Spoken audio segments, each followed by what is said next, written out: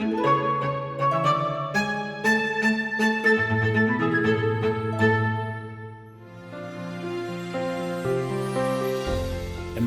davakitale enembaki vourua na undoluru sanga vulu kava. Ninda saduruma tikongo na isebu ni kenabula kasi lavo uvo tokango. Enda saraile suvooti na non rambula na ngone turanga na talay sambale. Ratu salala sukuna. Kilay volingae na yada na turanga na talay. Enda saraile suvooti talenga na non rambula na ngone turanga mbale na tuivakau. Ay sevu ni nonda presidenti. Ratu sa pena ia kana tambatu nganilau. Yang daindai, yang na raile subakina, na non rambula na ikarua ni presidenti ni nonda matanitu, ay sevu ni nonda prime minister, turang ambale na tuinayau na tuilau, sauni bonuau lau, ratu sa kami se kapai wai tui madilai mara.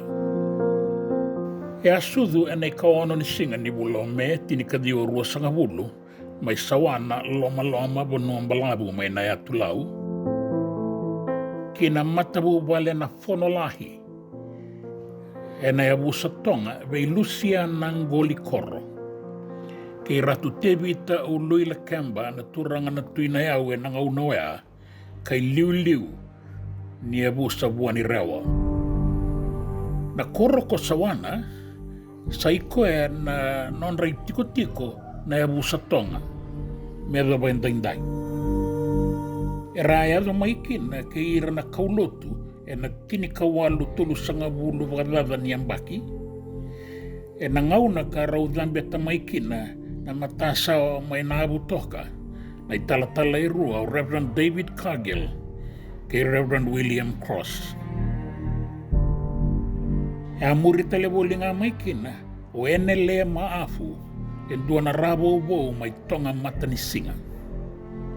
E amuri tiko mai neila o lako ea. Ia e vungana ke nei tala noa e mbale tiko ea. E turanga buli vinaka kanganga. Ka tiko talenga na ke nei sema boga bewe kani ke i roko talia itu pou na tuina au e nanga una ea. Sayanga. E senga ni madala boga vinaka tiko na nona inaki. E a mai weibu ke mbeka ngai na kaulotu. Se a mai boga sokumu na endua na nona mata iwalu. Menga i lesu taliki na ki tonga mata ni singa mela ki kovea na veliu taki mai kia. Sama ni rambe boa na turanga na tuina au o maafu ka kerea mendua na nona itiko mai na atulau. E a mani kaya koroko taliai na tuina au mengara endua na panua. Ke bakasa kunea, mengele kitawana. Sai kuengori na itiki buni non reado mai na ebusa tonga, kei enele mafu, kasandingi taka na tomban dau seretaki ko loma. Me baga itiko kina, kei na koro sawana, wata kei ira na nona ilaulawa. Era se tiko kina ni kua na nona kawa. E a maningali veiko e so na anu e na atulau. Asa manimbuli voki na indua na itutu waka tuilau. Kai sevu ki na kokoea me tawana na itutu ea. E karua ni tuilau o rato salala sukuna ka ambuli e na tini ka diwa tolu sanga vulu ka diwa. Kai ka tolu ni tuilau o rato sakami se semara. O koe kasenga itika wuia ni ngona nona ilako mai sawana. E salala tiko ni kua na itutungo waka tuilau. O ratu kami sese e a mai wuli e na convent school mai lebuka. Ala ki tiko waindua na marama au baundau kila volinga ni adhana o Mrs. Volma. Mai lebuka e sa manindewa sarani kinabuli ni turanga mai matabat do. Imbera ni ralaki duru e na Marist Brothers e kauni kuila suba.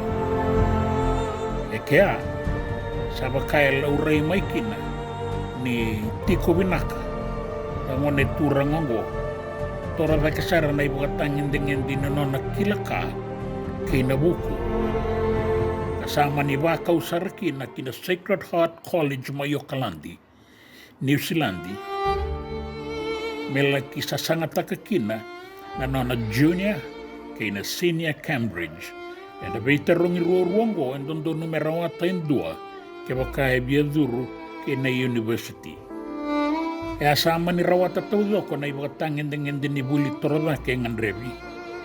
Asama ni indingita ke melaki buli buni wai e na Otago Medical College e na university mai Otago.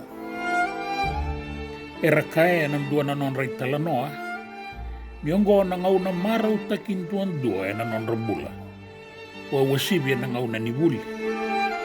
E rabagai rongo-rongo e nanggito na rakabi, na kirikiti, ke na athletics.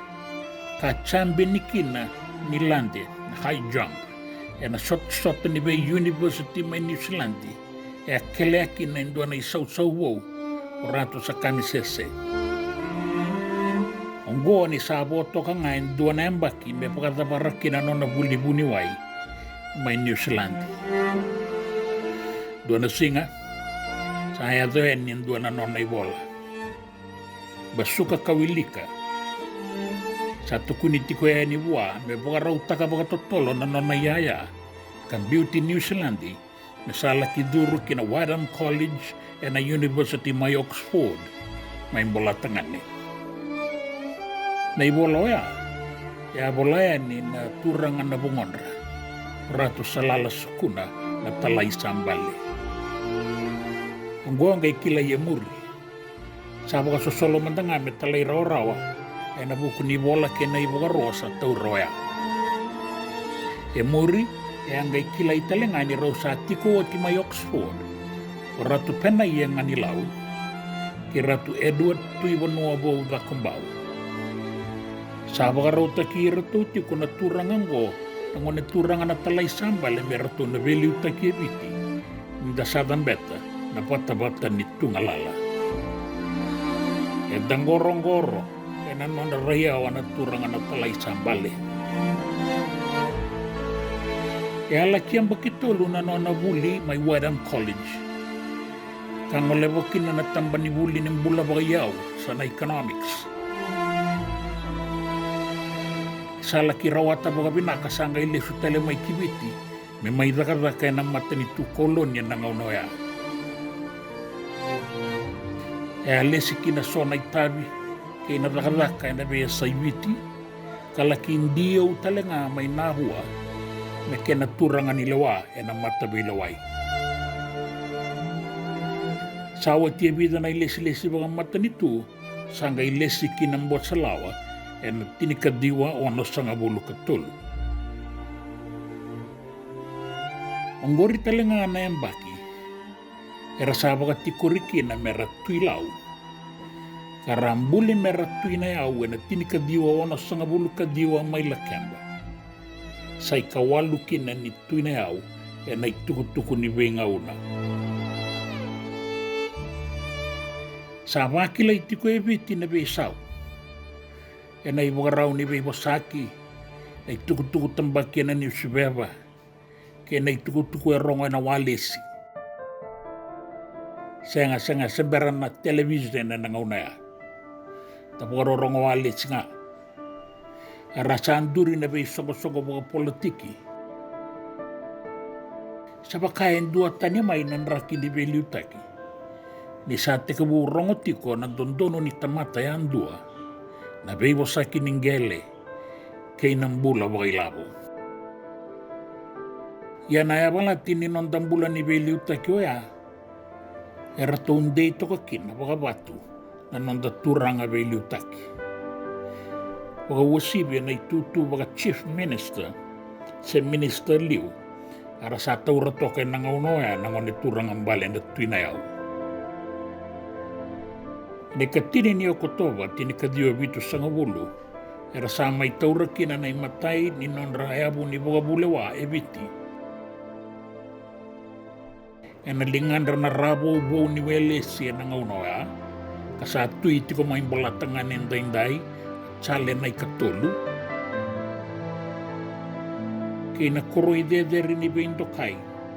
me sakadibikina me ko ratu sa kamisese kapaiwai tui madilai mara.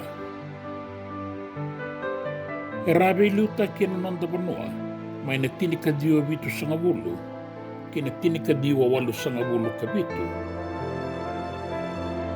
Ni asan ruka kina, na isonga-songa boga politik ni Alliance Party, karena liuta ka boli mai. Tapi dingin-dingin talenganggori, sang basi ka kina indua na besau, kasi tiko nganggo ina nonda banua, ni sabagay tabi kina na matay walu, may bagay ado besau, e na isebu ni buawiri. Enday-inday, sabaka e bagay ang atagitiko na buawiri, may besau takikina na mata nitu kay na kenalawa. Sa besau o ti baga lima na yabu ni baga bulewa, kay na mata nitu e na salanggo, kanda sa sota kaya tiko nganggo na kena rebu-rebu. Ni oti na buawiri, e rabe liuta kitale na itutu baga Prime Minister, me adawa na tinikadiwa diwa sangabulu karua.